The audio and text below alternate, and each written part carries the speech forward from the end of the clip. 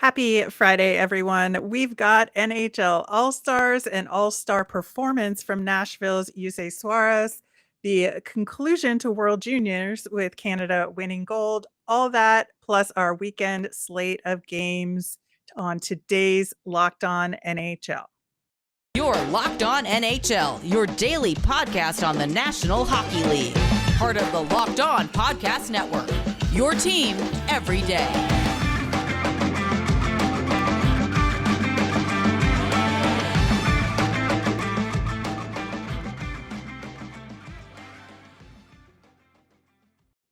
Hello and welcome to Locked On NHL for Friday, January 6th. I am Rachel Donner from Locked On Flyers. I'm on Twitter at @rmiriam. I'm here as always every Friday with Gil Martin of Locked On Islanders. You can find him on Twitter at IceWarsNYR_VSNYI.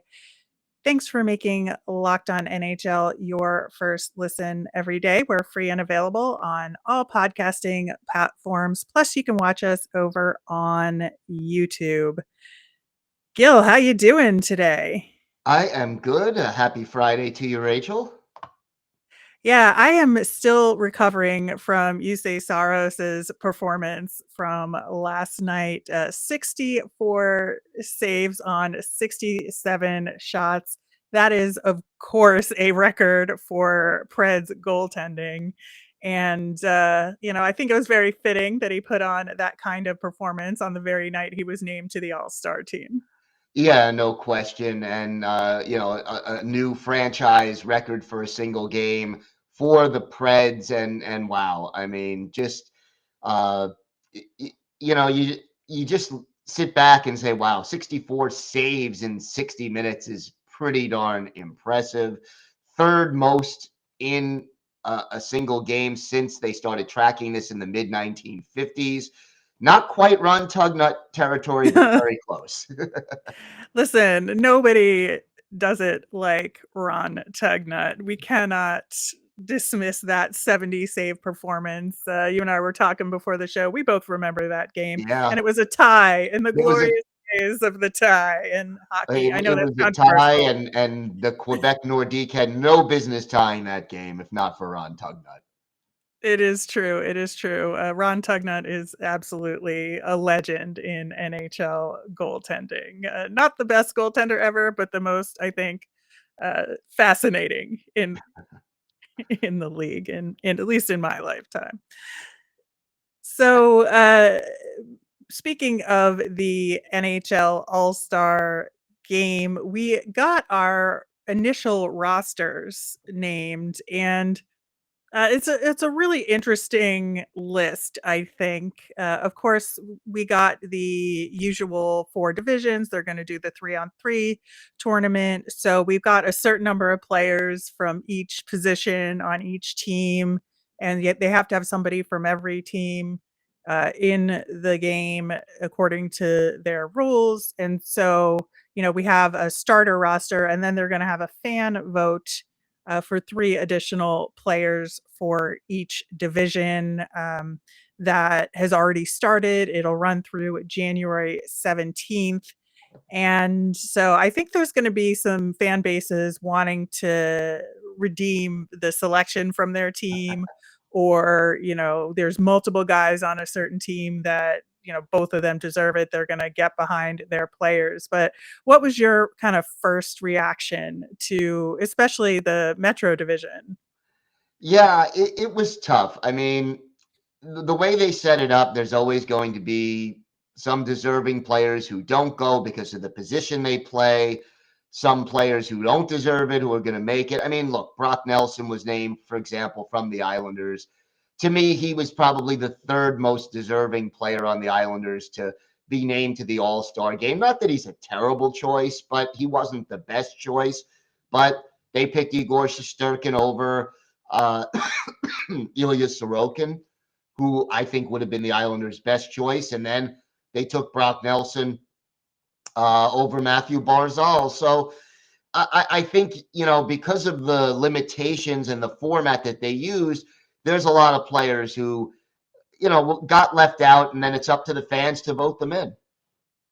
Yeah, exactly. And, you look at the Oilers, for example, Yeah, where of course it's Connor McDavid. It has to be Connor McDavid, but you have a player like Leon Draisaitl on the team who is well deserving of an all-star selection, but there's only one slot, right? right. So it's tough. And so we'll see if Oilers fans get Draisaitl in this one.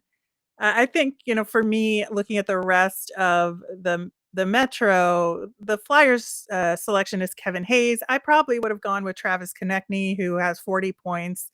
He continued his streak from last night's game. He's got goals in 5 games in a row, 20 goals, 20 assists on the season. Kevin Hayes is fine. I think like when they started this process, Kevin Hayes was probably part of um, his assist streak, and he was like really putting points on the board a ton.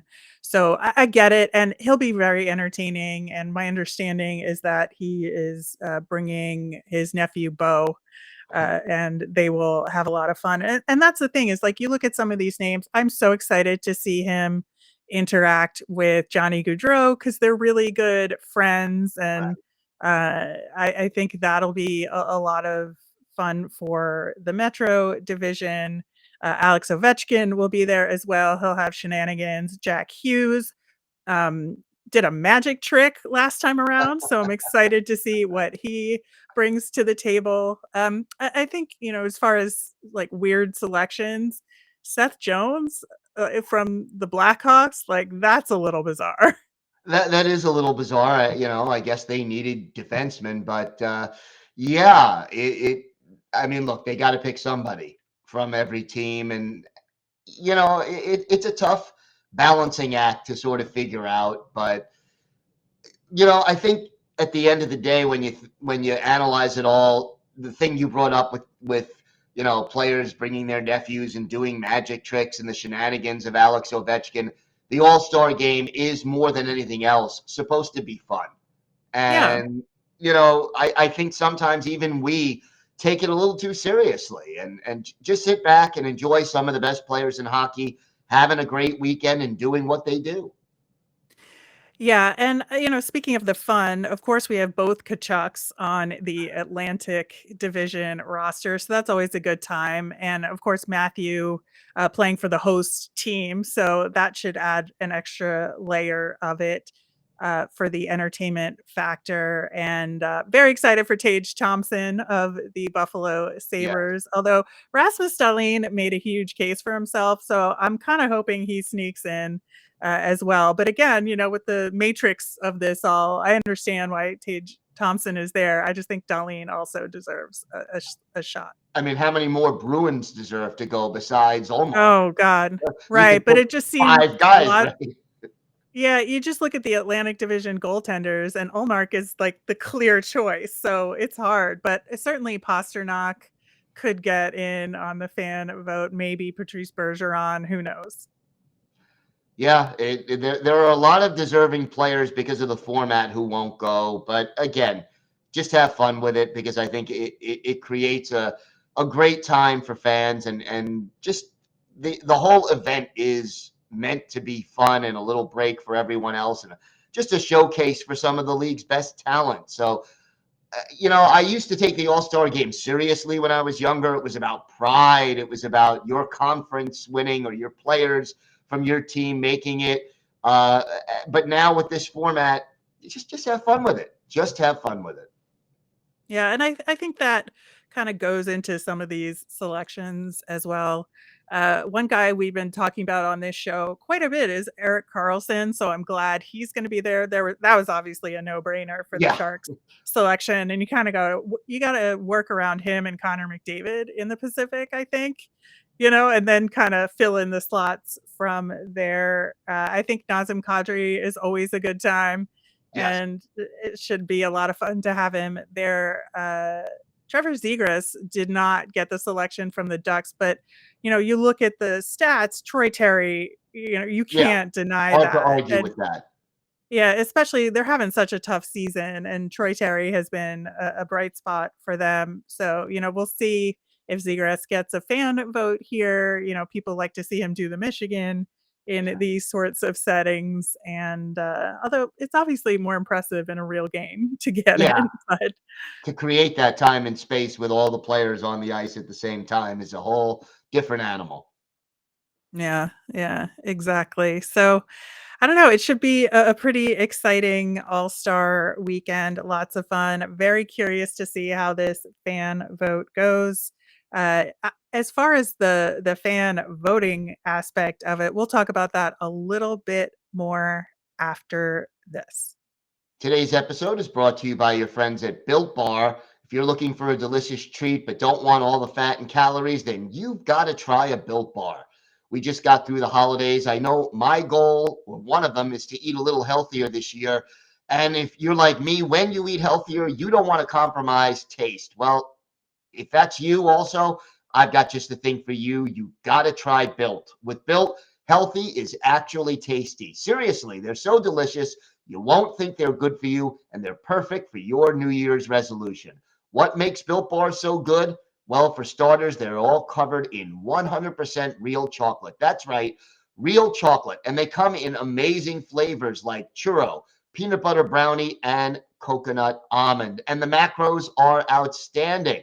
They have only 130 calories and 4 grams of sugar per bar while packing a whopping 17 grams of protein. And now you don't need to wait around to get a box. For years, we've been talking about ordering your Built Bars at built.com, and you can still do that, but you can now also pick them up at your local Walmart or Sam's Club.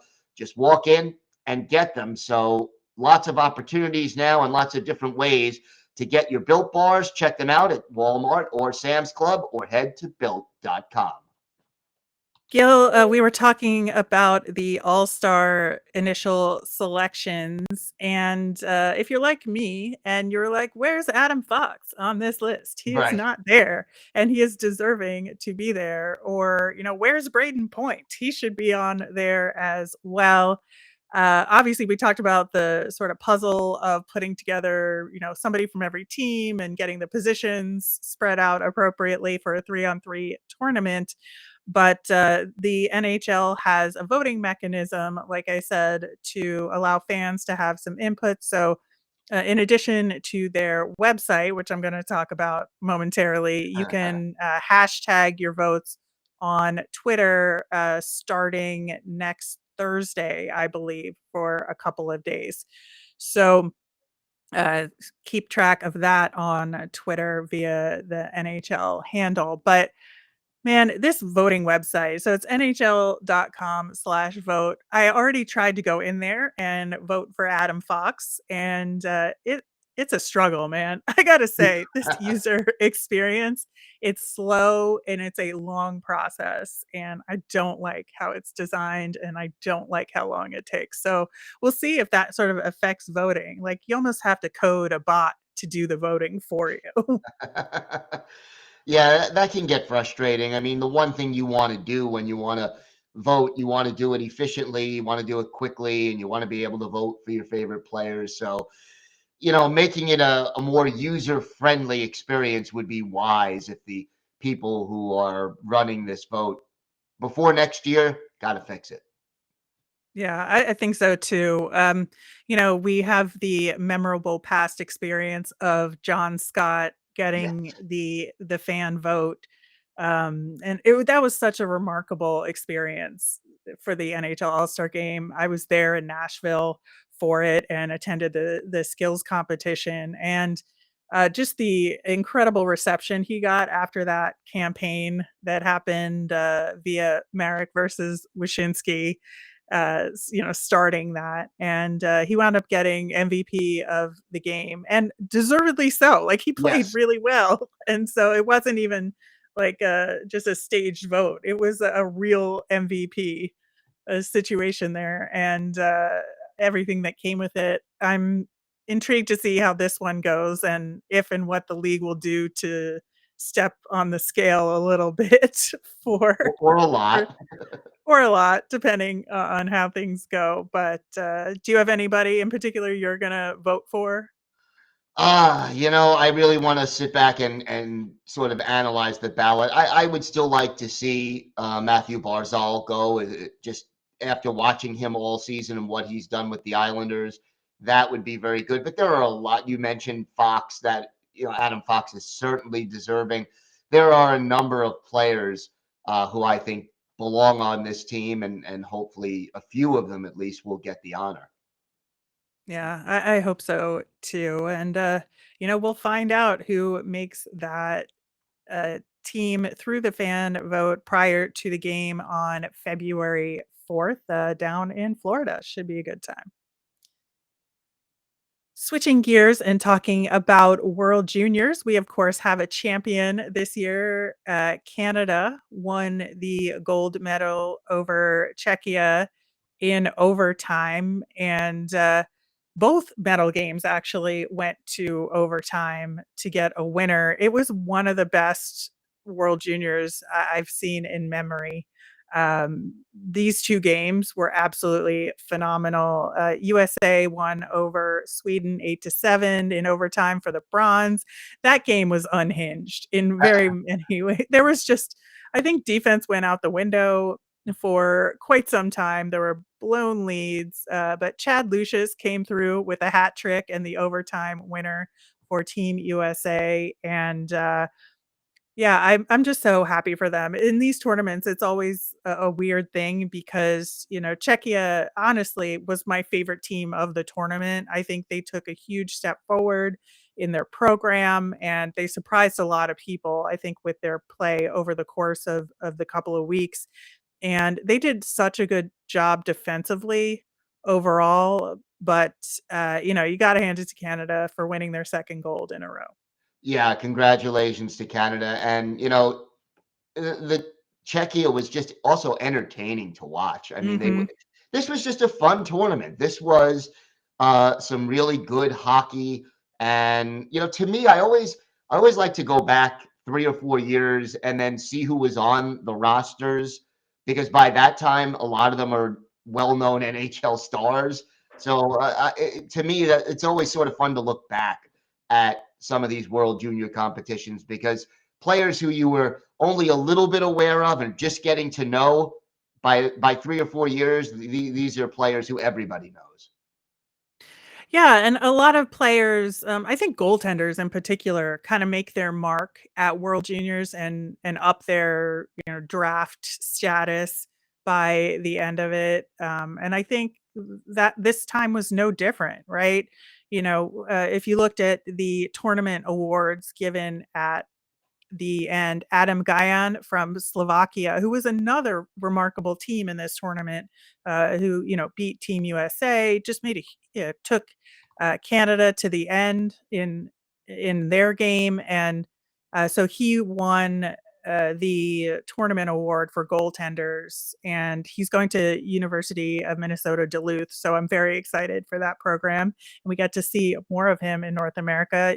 Talking about the Czechs, David Jiricek had a phenomenal tournament, Yes. Columbus draft pick for Team Czechia, and he also was awarded the Media All-Star team for one of the defensemen. And then you have Thomas Suchanek, who was the undrafted Czech goalie. He's certainly going to get drafted Hmm. this time around. And then, huge performances, obviously, for Yuri Kulich, who's a Buffalo pick. Logan Cooley for Team USA, I think, was the standout there, who's an Arizona pick. And then, of course, we've got Connor Bedard, who is the Yeah. number one overall presumptive pick. What a tournament for him. Broke Team Canada's tournament scoring record that was held by Eric Lindros for many, many years. And this kid, I can't stop watching him play. He's just phenomenal. He really is, and he took it to a new level in this tournament.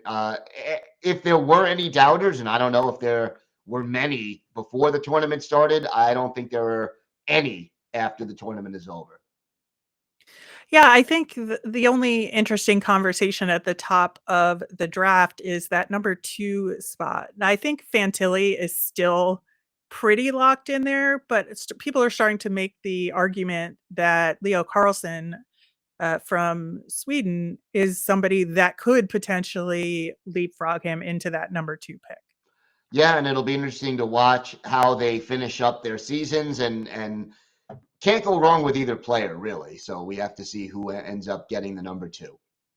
Yeah, I just had such a good time watching all of these games this year. Still, like, miss for hockey reasons having Russia there. I think it would have been a lot different tournament with them present, but at the same time, we still got some incredible, incredible hockey. And I am, yeah, like you said, I'm excited to see where some of these draftees go. And there were some really great performances from guys in the NHL system already. So here's to next year's tournament. Just a quick side note, there was relegation there. So Austria will no longer be at the top level going into next year. Latvia stays. They won that series, and Norway will be joining the top division in next year's tournament. All right, we've got the weekend slate of games to talk about, and we'll do that next. Gil, it's a pretty exciting weekend. A lot of games and a lot more games on Sunday than usual Yeah. as well, which is nice to see. A lot of teams playing, and it's spread out nicely. I think, for me tonight, the top game to watch, interestingly, are two lower teams, but you have, of course, Eric Carlson, who is working with a 13-game point streak at the moment. So I want to see if he's able to continue that. And they're playing the Ducks. So I think he's got a shot here. Yeah, you would expect there to be some room on the ice in this game for Carlson to do his thing. And I like the rivalry too. The two California teams, one Northern California, one Southern California. So you can add that to the mix. But to see Carlson do his thing, even if the Sharks are struggling, he's worth tuning in and watching the game anytime, because you never know what he's going to do. Exactly. And the other kind of two games I'm most interested in, Nashville at Washington. Of course, Nashville coming off that incredible win in a back-to-back against a very good Capitals team. Can Nashville uh, play just as hard on that second half of the back-to-back? Yeah, and you would think Jusse Saros will not be in goal. After I taking would hope so. He's earned it. 4 shots last night. So, yeah, hopefully Nashville isn't too exhausted, and they're able to play traveling into Washington. And again, with Alex Ovechkin still chasing Gretzky, should be a good game. Two teams that both need the points too. Yeah, and then the other game I'm most interested in is Tampa Bay Lightning at Winnipeg Jets. Two very exciting teams, and I always love watching games in Winnipeg just because of the atmosphere there. And Tampa should have a really good challenge for them. Yeah, glad you mentioned the atmosphere in Winnipeg, because it is outstanding. And then, these two teams have almost exactly identical records: 24-12-1 for Tampa, 24-13-1 for Winnipeg. Tampa Bay, it's funny. They always get off to a little bit of a slow start. And then as the season goes on, you look at the standings, Every time, man. and they're Every getting better time. and better, and quietly. It's like they don't win 11 in a row, but they'll go like 7-2 and 2 in 11 games, and they're just moving up the standings, and playoff time comes and they're hitting their peak. Yeah, absolutely. And I think, your Isles are playing at Calgary. I think that's a really important game for them. It is, and they're 1-2 on this 3-game Western and Western Canada trip.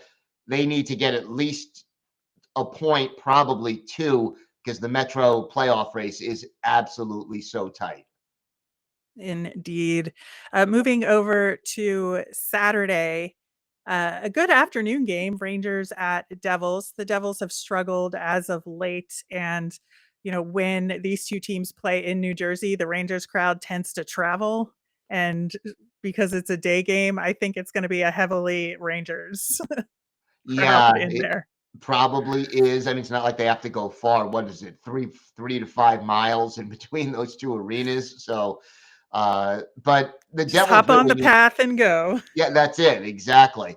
But the Devils really need to get back on track. I mean, their fast start keeps them in the thick of the playoff hunt. But with all the other teams right now in the Metro, between the Capitals playing well and the Hurricanes playing well, and now the Rangers are finding their game, the Devils can't afford to slump for too long. So it's going to be tight. Yeah. Of the 7 o'clock Eastern games, I think Minnesota at Buffalo should be pretty entertaining. Yeah, it should be a good game. Buffalo, I'll tell you, the more I see of them, the more I like what I see. And they may not make the playoffs this year. They may not be there yet, but they're going to be in the fight for the rest of the year.